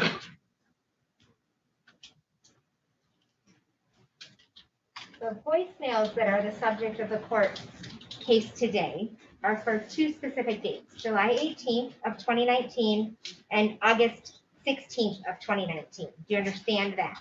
Yes. You heard the voice messages as they were played in court today, is that correct? Yes. You heard the testimony that those came in relatively quick succession, a few minutes apart on the July date and about half an hour or so on the August date, correct? Is that a yes? Yes. Okay. And as you sit here today, you sound very calm. Yes. Do you agree that your demeanor today is different than it was in those voice messages? It was just, I don't know what the meter is. The way that you are behaving is a form of demeanor. Do you agree that your behavior today is different than the voice messages as we heard them from July 18th of 2019? Yes. Do you agree that your demeanor, way of being today, is different than it was on August 16th of 2019? Yes. Do you agree that the messages as we heard them for July and August were angry? Yes. That the language was vulgar? Yes. That it was indecent or obscene by some standards? Yes. Do you agree that that volume disturbed the public peace and quiet of the recipient of the voicemail? No. Why is that? Because I don't know if he was disturbed. Do you agree that if you received messages like that you would be disturbed? No.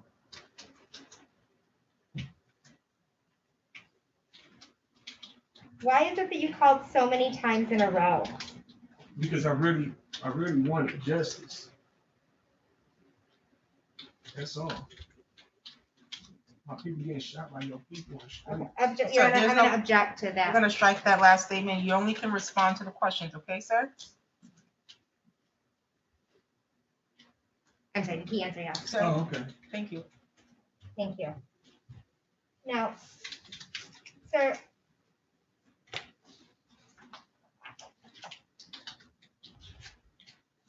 what justice would be received by saying, "You stupid white bitch, fuck Governor Whitmer, that stupid ass know-nothing bitch, let my fucking uncle out of prison"? If somebody said that to me, I inquire why. I would. I wouldn't just. Okay, ignore that was not the question. I You thought need it to was. respond to the question. I thought I did. Can you repeat the question, please? Yes. What justice is served by that language? Investigation. What about when you say, "I pray to God that your motherfucking family is dead by the end of the day. Amen"? Investigation. Thank you. I have nothing further for this witness, Your Honor. Mr. Hamade, did you want to redirect any of your previous testimony, meaning reiterate it based on those last questions? It was an escalated series of phone calls. I even talked to somebody. You know, I even talked to him. I even told him, I think you want to investigate my rape. He said, no, I just care about my people. Objection, Your Honor. Assumes facts not in evidence and is hearsay. There was nothing to that regard by Sergeant Leeds today. Okay. Sir, what? I'm sorry? I correct you. Okay, I'm gonna sustain the objection because you can't tell me what someone else said, okay? Or you Okay. can't tell the jury what someone else said. I know. I told him all the false imprisonment, the rape, the stolen money, my uncle. I told him, and still to this day, no investigation. Besides whatever you said, still, I'm being prosecuted. I've been raped in about Michigan courts. Your Honor, I'm going to object first to the relevancy of that statement as it relates to this case. And second, and I apologize, I didn't get it in quickly enough, but when he made the statement that there's no investigation, that assumes facts not in evidence. We don't know what, if any, investigation occurred by Detective Leeds as the incident before this court's consideration today is just as it relates to the two malicious use of a telephone charges. Thank you. Somebody, I'm going to sustain the objection because you're assuming some facts that are not in evidence and you're stating that to the jury, okay? You don't know personally, sir, whether or not anything is being investigated. Do you know that personally? Nobody told me. Oh, okay. So the objection is sustained, okay? Okay, Any further argument about relevant information? it's a double standard court. Okay, That's thank you, all. sir. You Your Honor, can- I'm gonna ask that that last statement be stricken. I don't believe that there's any relevance to that. It's non-responsive. It's actually, it was inappropriate. I told you to say relevant information. This is not the time for you to give argument, okay, sir? You'll have argument at the end, okay? You can go back to your seat, sir.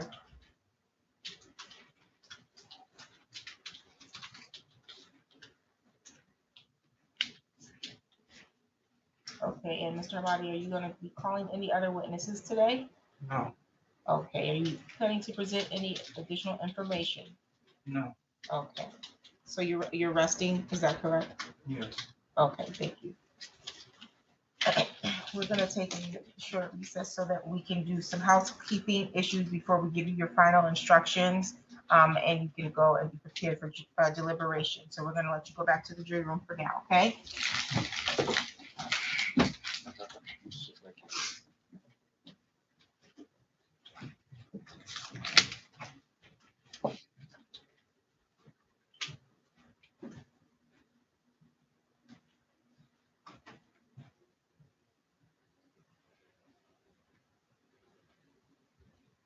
Okay, thank you.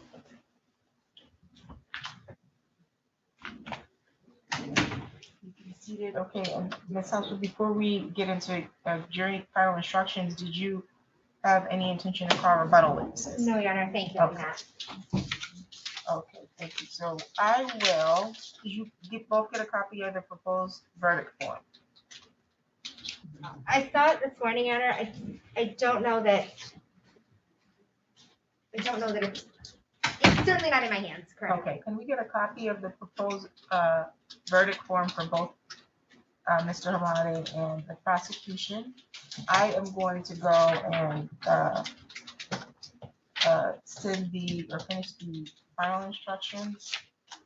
And I'm just basing them on the requests that you submitted, at least because we did not get any requests from the defense. And then we'll get you a printed copy of the final instructions, okay, sir? Thank you, Your Honor. And I don't know, I'm just looking through mine very quickly to see if I included the defendant has a right not to testify. That is 3.03. 3.03 should be removed then, Your Honor. Thank you. Okay. We will remove that, Mr. Hamade. We're gonna remove that because you did testify, okay? Okay. And I think everything else should be fine, correct?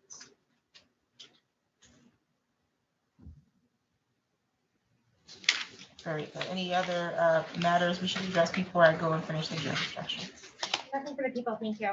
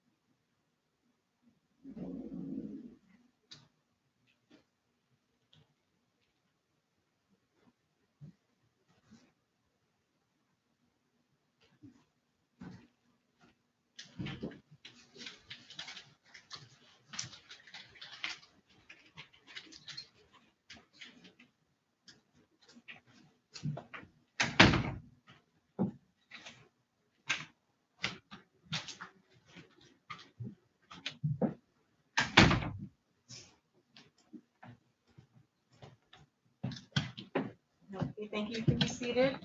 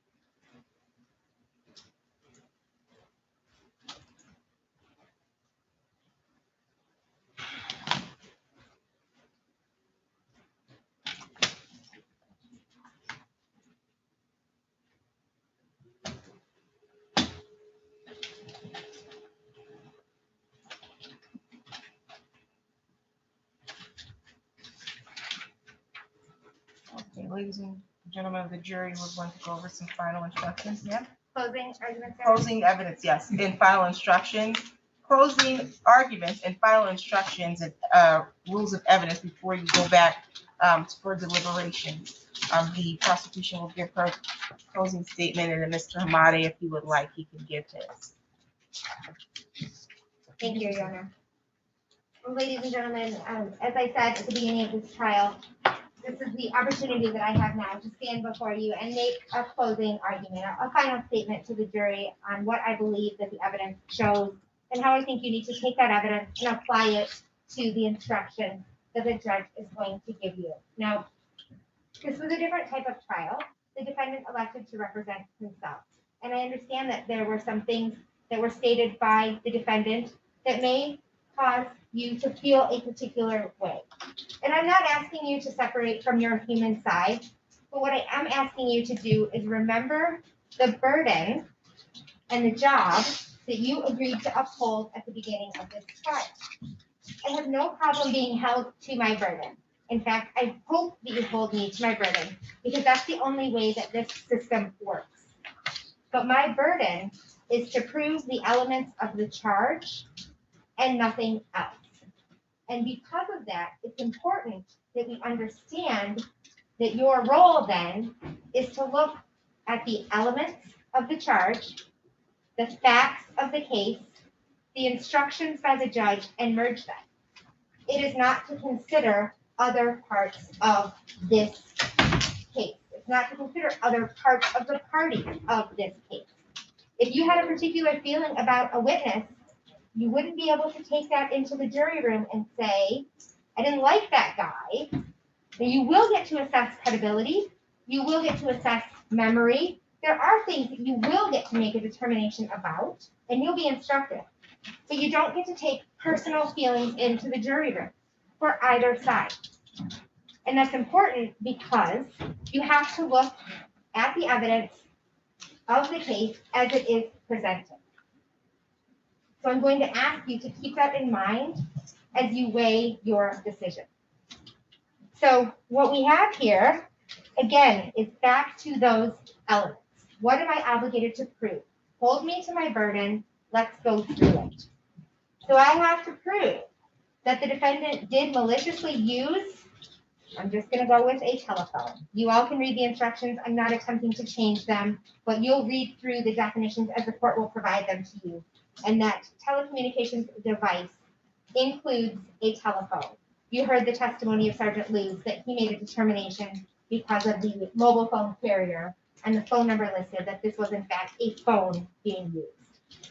So I have to prove that he maliciously used that telephone, that when communicating with Adam DeLay, that he either, remember all of that we walked through early afternoon about what our choices are, that he either threatened physical harm or damage to any person, not Adam DeLay, any person or property in the course of a conversation or message through the use of a telecommunications service or device, or that he used vulgar, indecent, obscene, or offensive language, or suggested any lewd or lascivious act in the course of a conversation or message through the use of a telecommunications service or device.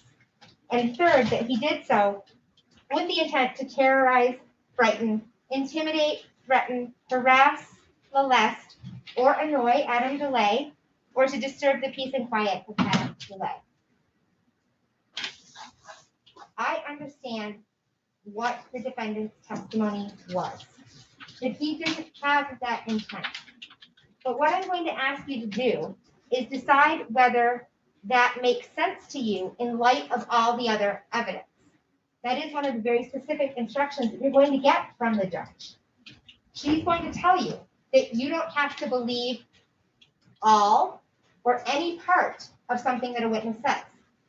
You can decide that the person deliberately lied or just simply was mistaken. You can also decide that perhaps it's a memory issue and you're going to take some but not all. So that will be part of your job as the finders of fact, is to determine what evidence are we going to rely on, what evidence makes sense in light of everything else. You also did hear the defendant say today that things got escalated, that he wanted justice. Any way that you slice it, when you call on July 18th at 11:22 and 11:24 and 11:29, and you leave minutes-long voice messages where you use the language that you all heard and the statements that you all heard, that is not seeking justice. When you call on August 16th and you call at those 3 times, again, call, a few minutes later, call, 15 minutes later, call, and you're saying and doing the things that you're not seeking justice. You heard the witness, Mr. DeLay, say, this is what we do. This is constituent services. It is our job to take walk-ins, phone calls, written letters, email communication, and to respond. That is our job. But you also heard him say that they couldn't even respond in this case because the messages were so angry and irate that they couldn't respond to them. This is not someone who called and left a message saying, my uncle is this person in this location, I want to talk to someone. Even if he had done so in an angry voice, frustrated, we might agree that that was justice. But when you call, and the opening line that you all heard was, I pray to God to kill Governor Whitmer and that stupid ass vice president and his stupid ass white bitch. I pray to God, kill y'all motherfuckers. Then we go to another voice message to Mr. DeLay. Whatever your name is, Adam DeLay or whatever, my name is Jamal Hamade. And it ends with, I pray to God that your motherfucking family is dead by the end of the day. Amen. And then we go to another message. And it says, and I'm going to come into your motherfucking every time I feel like it, nigga. Fuck you. Fuck you ain't picking up the phone for it, nigger. Know what I'm saying? What the fuck you mean? Pick up your motherfucking phone, dog. What the fuck you doing? You're a governmental employee, dog. Your job is to serve us niggers, dog. You know what I'm saying? Pick up your motherfucking phone, dog. This is not someone who had intent of anything other than harassing or annoying or disturbing the peace of Adam DeLay. You heard him say he recalled one message. Again, you're going to be able to make a determination about memory. You heard the detective say that he went in, he received 2 at first and 2 later that were received. Again, it's an issue of what do we have? What we have is the voicemails. You can hear the voicemails. I understand the demeanor that was presented in court today. I understand what his statements were in court today. But understand that you don't have to accept that. And if you as a jury feel that the intent is better shown by what was happening at the time, the length of time, the repeated voice messages, the multiple days, you can rely on that to determine the intent. And I hope that you do, because I believe that that is the evidence in this case. I believe that that is the evidence that shows that when he picked up the phone and made those phone calls, it was not to seek justice and it was not to have his questions answered. It was to do nothing other than annoy and harass the people on the other end of that phone.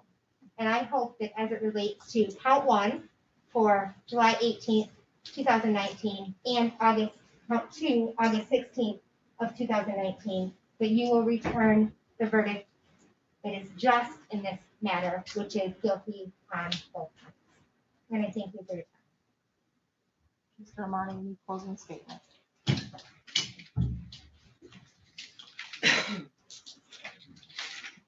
Malicious intent, the key phrase in this claim. Please do not get caught up on anything the prosecutor say. If all that is presented today is just words, angry words, mean words, and hurt feelings, then there is no malicious intent. Malicious intent wanting to harm someone without justification by initiating contact to carry out your intents. If I can be convicted for cursing people out on the phone, then everyone who cursed people out on the phone can be brought up on charges. Key in on the law, and the law says I have to have malicious intent, and malicious intent cannot be established by words alone. And the prosecutor has only given you words alone. The prosecutor wants you to believe that I am guilty of the charges if I made the phone calls alone. That is not true. The law requires malicious intent beyond a reasonable doubt, and words alone cannot establish that. Jury instructions requires the intent to be malicious to render a guilty verdict. When I first heard these charges, I was willing to plead guilty until I saw malicious intent with that list. And I did not see that in me. I was not thinking that. I literally wanted justice. Thank you.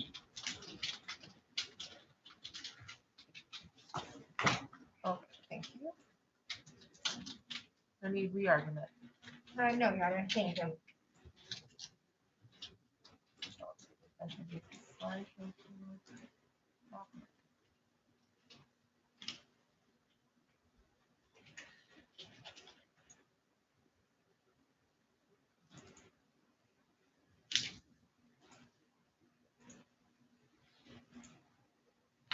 Okay.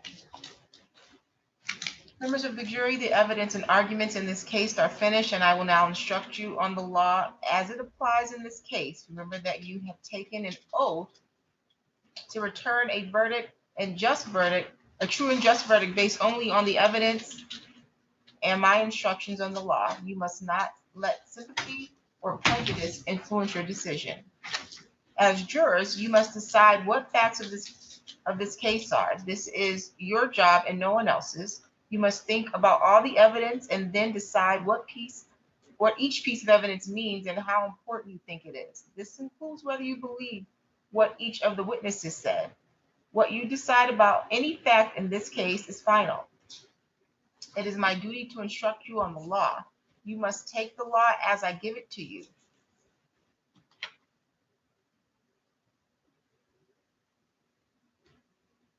I'm not sure what's going on.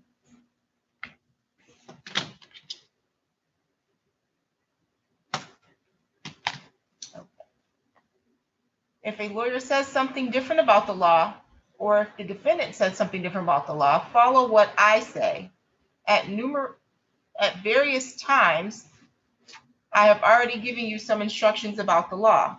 You must take all my instructions together as the law you are to follow. You should not pay attention to some instructions and ignore others.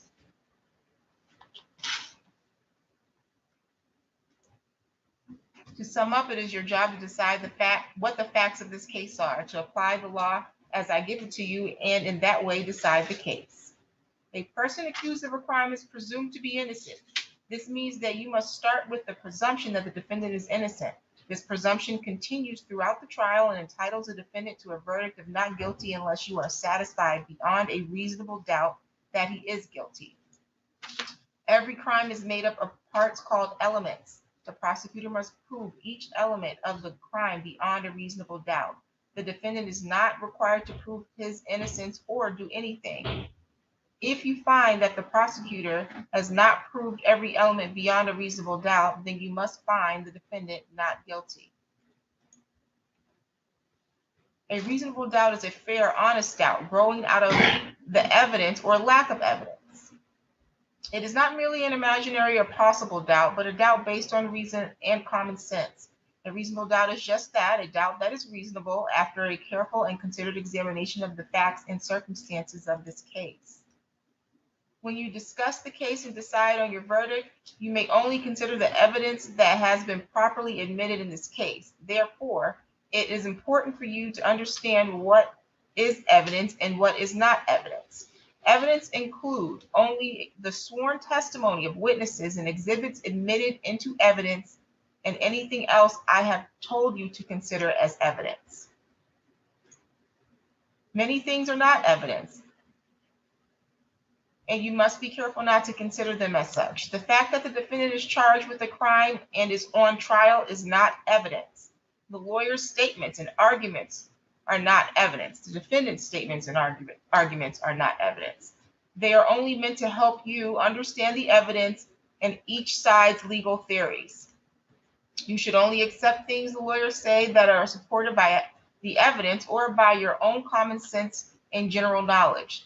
The lawyers and the defendant questions to the witnesses and my questions to the witnesses are not evidence. You should consider these questions only as they give meaning to the witnesses' answers. My comments, rulings, questions, instructions are also not evidence. It is my duty to see that the trial is conducted according to the law and to tell you the law that applies in this case. However, when I make a comment or give an instruction, I am not trying to influence your vote or express a personal opinion about the case. If you believe that I have an opinion about how you decide the case, you must pay no attention to that opinion. You are the only judges of the facts, and you should decide this case from the evidence. At times during the trial, I have excluded evidence that was offered or stricken testimony that was heard. Do not consider those things in deciding the case. Make your decision only on the evidence that I let in and nothing else. Your decision should be based on all the evidence, regardless of which party produced it. You should use your common sense and general knowledge in weighing and judging the evidence, but you should not use any personal knowledge you may have about a place, person, or event. To repeat once more, you must decide this case based only on the evidence admitted during trial. As I said before, it is your job to decide what the facts of the case are. You must decide which witnesses you believe and how important you think their testimony is. You do not have to accept or reject everything a witness said. You are free to believe all, none, or part of any witness or any person's testimony. In deciding which testimony you believe, you should rely on your own common sense and everyday experience. However, in deciding whether you believe a witness's testimony, you must set aside any bias or prejudice you may have based on race, gender, or national origin of the witness.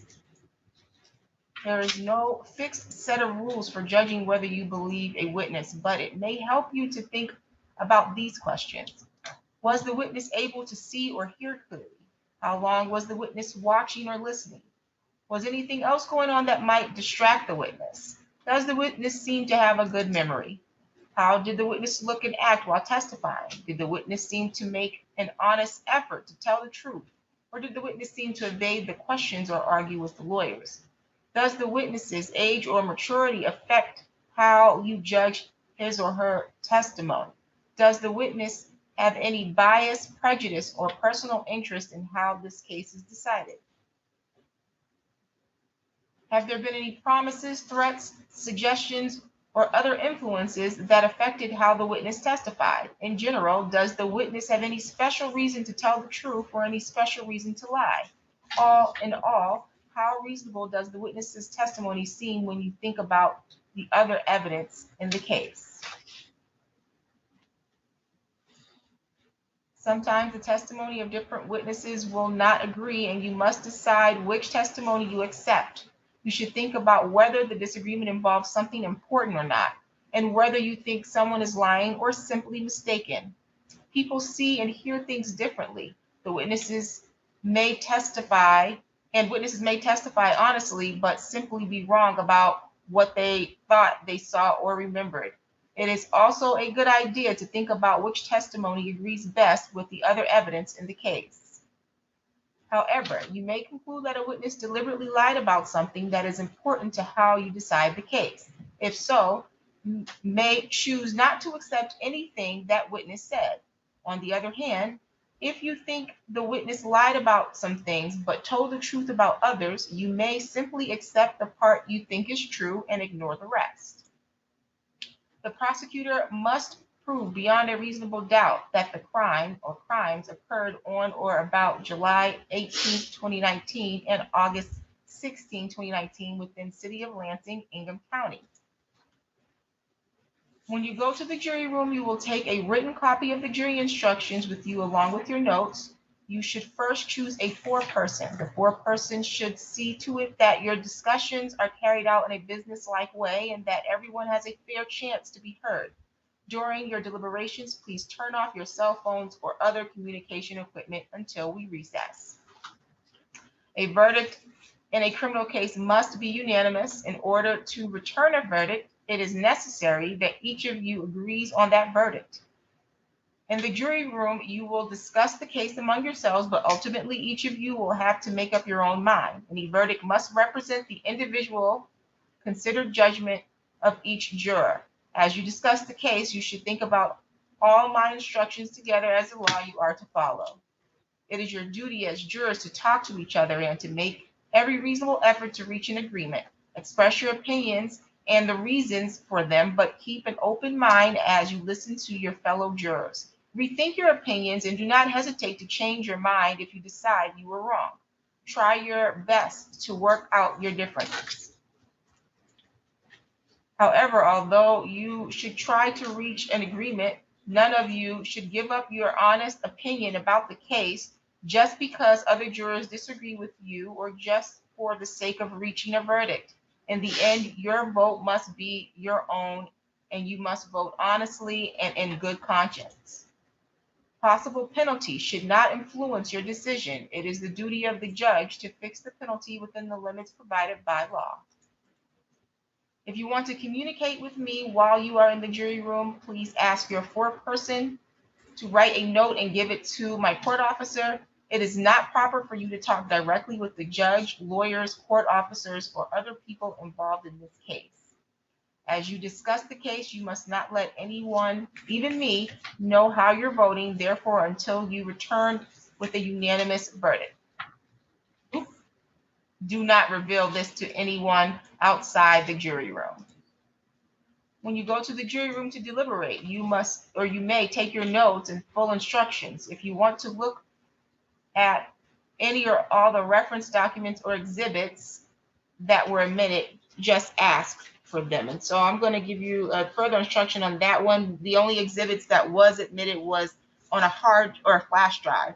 So in the event that you all want to review that again, you won't be able to give you the flash drive. You'll have to come back in here and we can review it with you in the courtroom.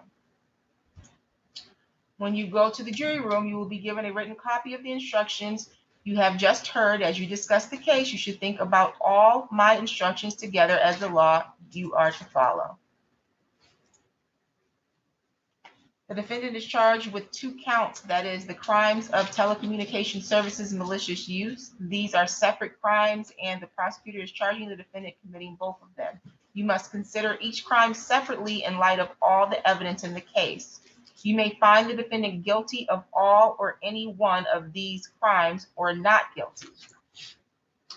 Yeah, I prepared a verdict form listing the possible verdicts, and you'll get a copy of that when you retire to the jury room for deliberation.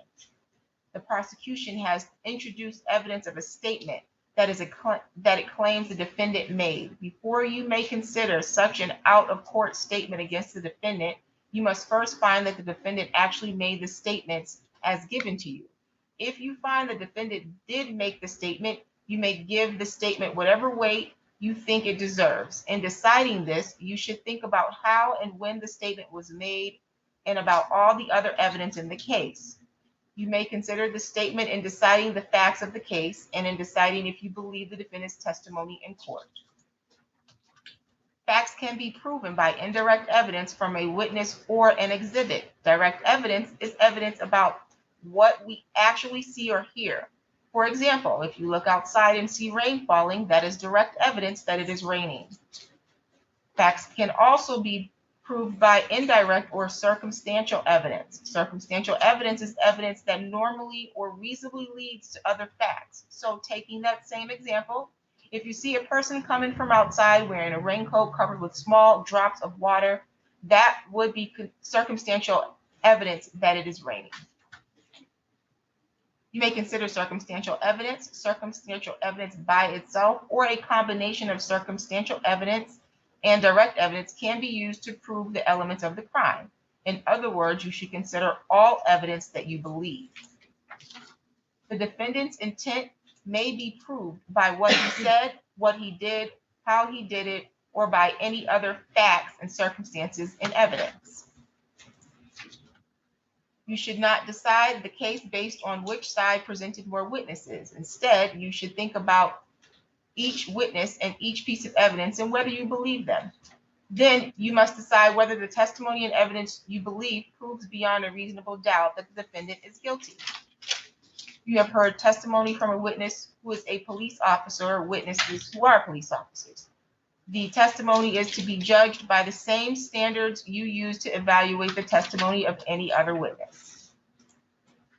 The defendant is charged with the crime of telecommunications services malicious use. To prove this charge, the prosecutor must prove each of the following elements beyond a reasonable doubt.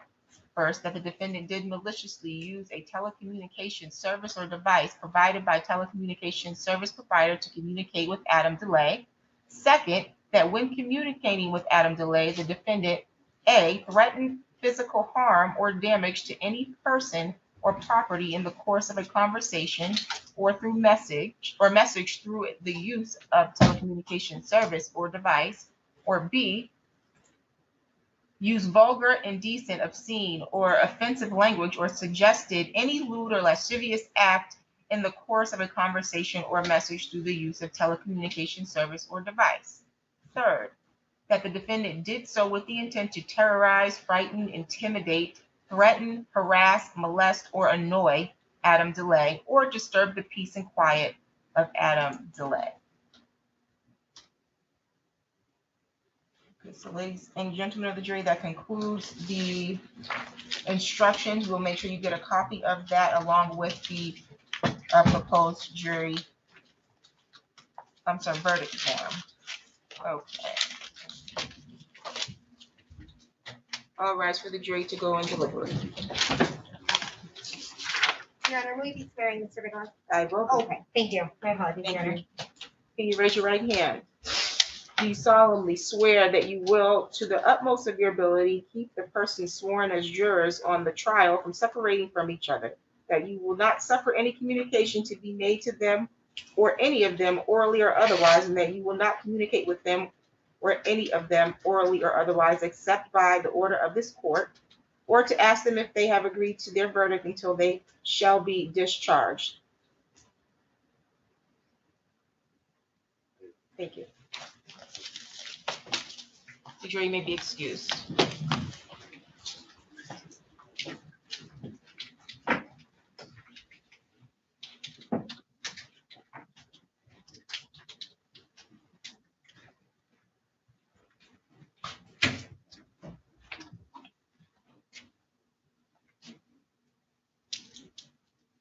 Okay, we're in recess until the time that we have a verdict or unless we have a question from the jury.